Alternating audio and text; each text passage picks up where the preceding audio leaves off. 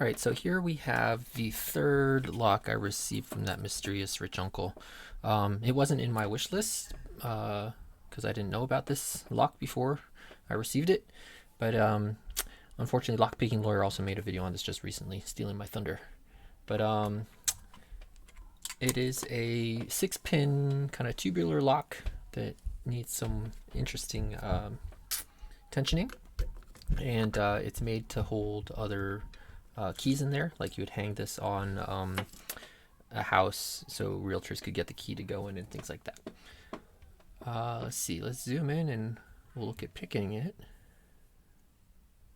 So the LockPickingLawyer, he tensions off the top here, which is fine because there is a little kind of lug on the key that pushes there. You do have to pick it twice to get it open, and I found that after picking it once I can no longer have anything to tension off the top because there's this little round piece that appears and I can't seem to get any tension off of it, and it prevents this key from going in. So maybe there's different versions of this, and some of them you can get that tension off of, but I tried all different ways. I tried changing the shape on the end of this to try to grab different parts, and that didn't work, so I went and made this, which was just really easy, and it can just grab two of these things here and you could rotate. So it's a lot like the van lock in that you just apply some tension.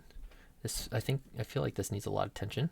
Let's see if I can keep my hands out of getting focused, and you just start poking on things, right?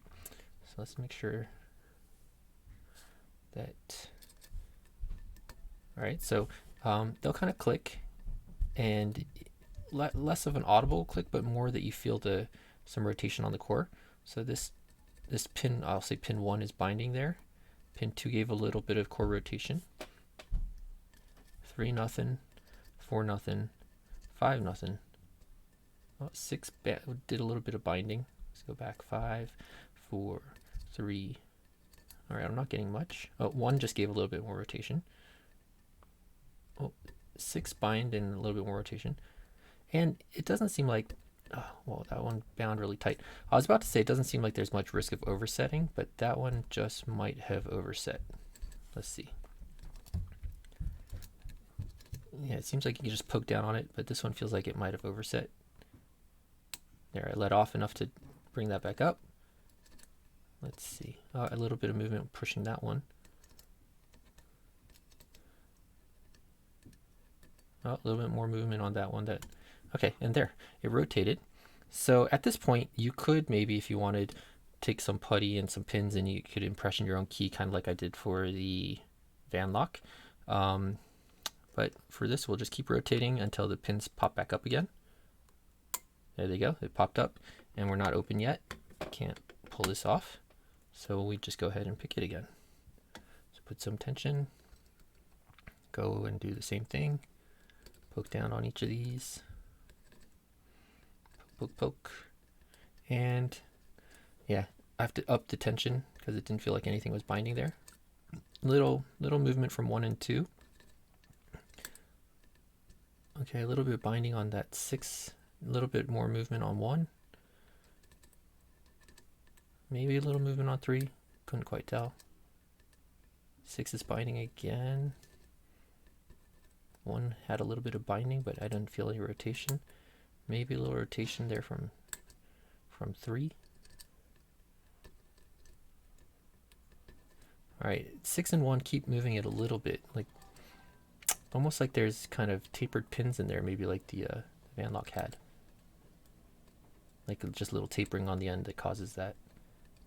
That could be the case. I don't know. I can't take this apart. It's like riveted in and all kinds of stuff. So I haven't seen the inside of it. And I don't want to destroy it just to see the inside. I'm having a hard time finding that second pin there. This thing is so slim that sometimes it falls between the center boarding and the pin itself. All right, there we go. Turn that, and it ends up in the vertical location, and it doesn't turn any further. So there's a cool thing about that in a second, but in any case, we're open. Of course, I can't pick it up. Come on.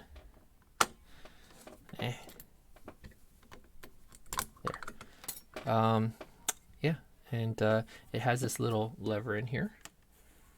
Well, you can't really see it, can you? This lever here, and if you lift this lever up, you can lift the shackle up and move this box around. You'd have your keys in here. I'm wondering if there's a way, maybe there's a way that you can see there's this ridge that goes down the edge, but it's not here. So maybe you could fashion some tool to go down in this spot right here and lift up on this lever. That way you could take it off and you could take the box with you and bust it open at your leisure somewhere else. All right, anyways, we can go ahead and close it back up.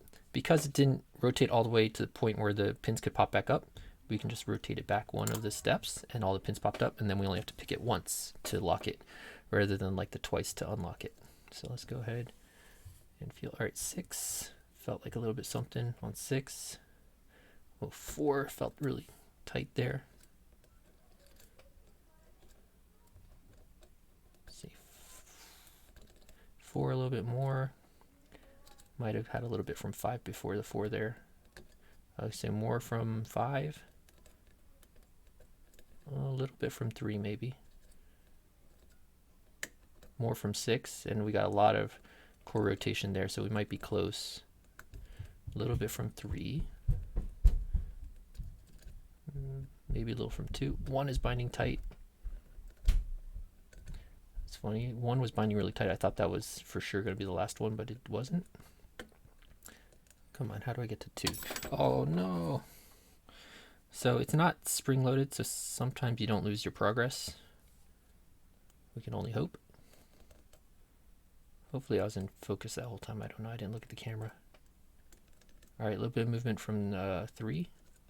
A little bit from 2. See if I can find 1 binding tight. So 1 was binding pretty tight, but didn't do much. Oh, a little bit from 2, and there's 1, and we're locked again, so we can go back to using the key. Anyhow, that's a Supra-C.